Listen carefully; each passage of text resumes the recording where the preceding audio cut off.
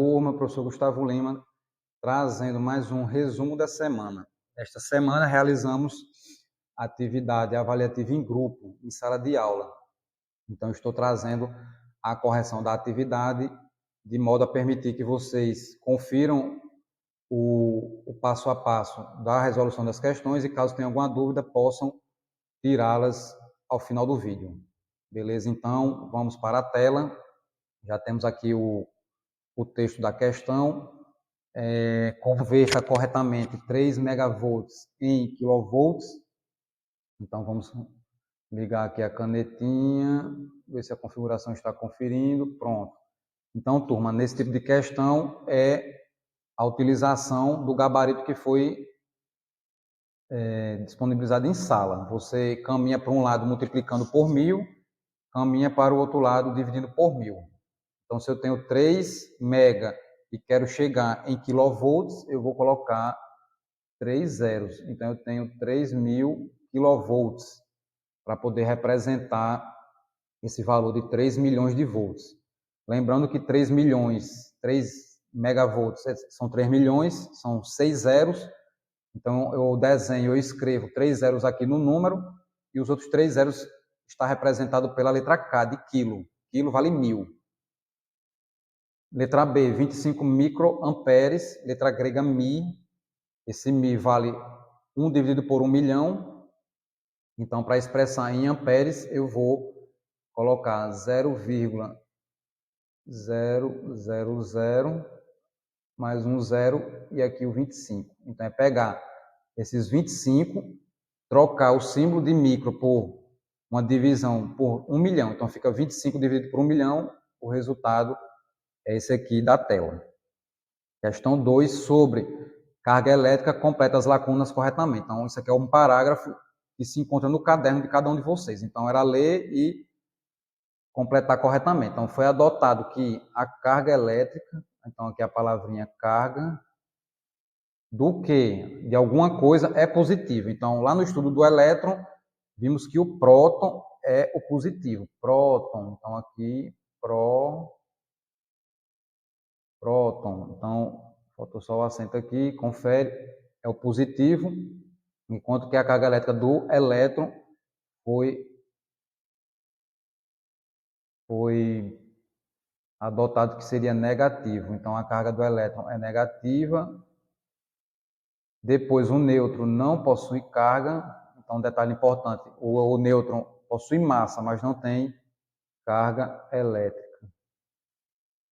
Fechando assim a questão 2. Dúvidas? Vamos fechar aqui. Preciso desligar a caneta, subir aqui e religar a caneta. Questão 3. O que é tensão elétrica e qual a sua unidade de medida? Então, lembrar da tensão, não confundir tensão com corrente. Corrente é a consequência, é o movimento ordenado dos elétrons depois que eu coloquei uma fonte de tensão no meu circuito. Então, a fonte de tensão é quem empurra os elétrons livres dentro do condutor. Sempre se lembrar dessa diferença. A tensão elétrica é a força que empurra os elétrons. E o movimento dos elétrons se chama corrente elétrica. Então, vamos voltar aqui para a questão.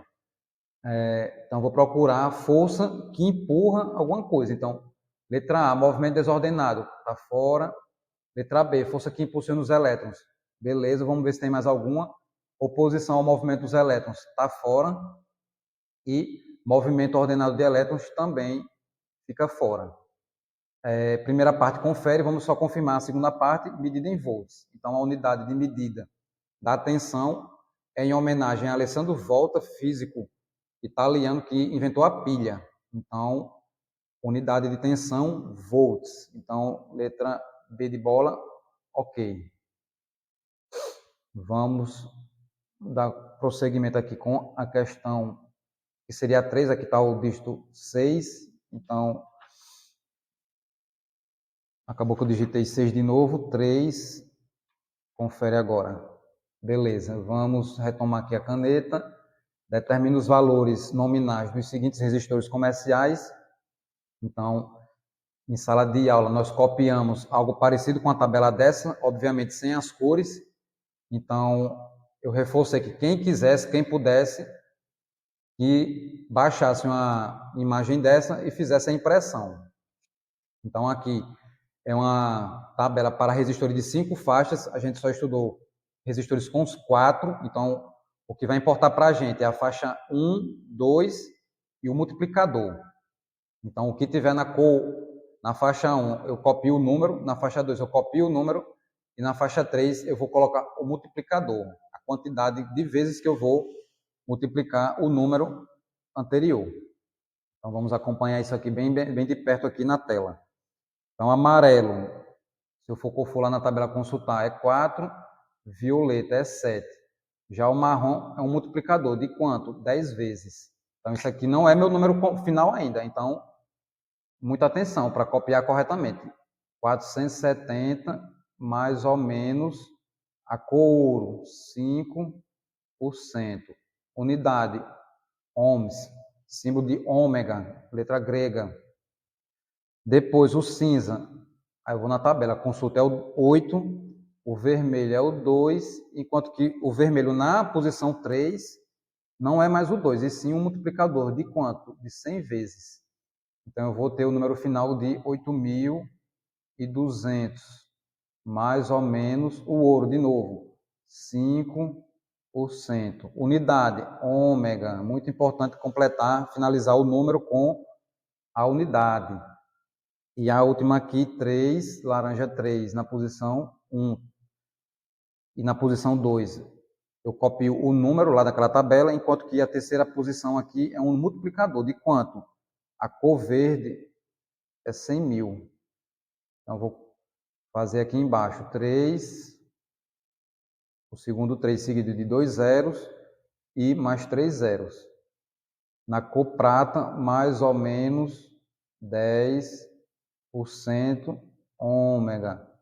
Então, aqui eu tenho 470 ohms, 8.200 ohms ou 8K2 ohms e, por último, 3,3 milhões de ohms ou 3M3 ohms. São maneiras alternativas de escrever, mas fica só o comentário. Vamos, então, desligar aqui a caneta, subir e religar aqui em cima de novo. Atenção para o tipo de questão de Enem, a figura mostra a bateria de um computador portátil, a qual necessita de uma corrente elétrica de 2 amperes para funcionar corretamente. Então, muito interessante identificar as grandezas. Então, já se copia aqui embaixo, 2 amperes. Quando a bateria está completamente carregada, o tempo máximo em minuto. Destacar também minuto, que vai ser a resposta. E esse notebook pode ser usado antes que ela descarregue completamente Então, vejam que para a nossa fórmula carga corrente vezes o tempo, falta um dado. É pedida o tempo, foi fornecida a corrente, mas eu preciso do quê? Da carga. Quando não se está no texto, turma, e se tem uma figura, tem que olhar, tem que analisar com atenção a figura. Então, na figura, sim, eu tenho um valor de Q igual a 4.400 miliamperes hora. Isso aqui é a carga total dessa bateria. Eu posso diminuir o número, 4.400. O que é o mili? É o número dividido por 1.000. Então, se eu dividir 4.400 por 1.000, vou obter 4,4 amperes hora. Então, já tenho a carga, acompanho o mouse aqui, e tenho a corrente. Para encontrar o tempo, vou pegar essa fórmula aqui de cima. Tempo é o quê? Pegar a corrente e jogar para baixo, dividindo. Carga dividido pelo tempo. 4,4 ampere-hora dividido pela corrente, 2 amperes. Ampere eu corto com ampere, vai ficar a hora, porque eu estou calculando o tempo. 4,4 vezes, desculpa, 4,4 dividido por 2. 2,2 horas. Então, esse é o tempo para descarregar. Mas a questão pede hora? Não, pede minuto. Então, eu preciso fazer 2,2 vezes 60. Montei aqui, o zero eu jogo aqui para baixo. 2 vezes 6, 12. Vai 1. 2 vezes 6, 12 de novo, mais um 13. A vírgula do 2,2. Vem para cá, ó. 132 minutos. Cuidado com o minuto. Tem que escrever corretamente. Então, minha resposta aqui, meu gabarito aqui, letra C. Show? Dúvida? Beleza, então vamos chegar aqui na última questão. Para finalizar o vídeo, marque verdadeiro ou falso. Não há risco de choque elétrico quando se coloca o dedo na tomada, porque não há corrente elétrica. Falso, turma. Eu tenho, na verdade, na tomada, a tensão elétrica, a fonte de energia da força que vai empurrar esses elétrons. Se, no momento, por engano, eu colocar meu dedo na tomada, o que é que vai acontecer? Eu vou me transformar em um condutor. Essa força, essa tensão vai empurrar os elétrons pelo meu corpo até chegar no referencial zero, que é o chão, que é o que a gente chama de ground ou GND. Então, no momento em que eu tenho fonte de tensão e um percurso fechado, um circuito fechado, a corrente passa por aquele corpo ou pelo ser humano. No caso do ser humano, quando isso acontece, a gente tem o choque elétrico.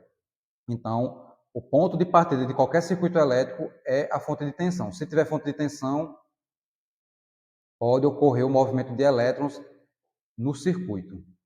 Muito cuidado. Quanto maior a resistência, menor será a corrente, se estiver sob a mesma tensão. Então, isso aqui, não sei se todos vão se lembrar, é verdade, foi aquele comentário feito em sala sobre a corrente ser preguiçosa. Se você tem um caminho difícil de percorrer, a corrente vai em um valor menor.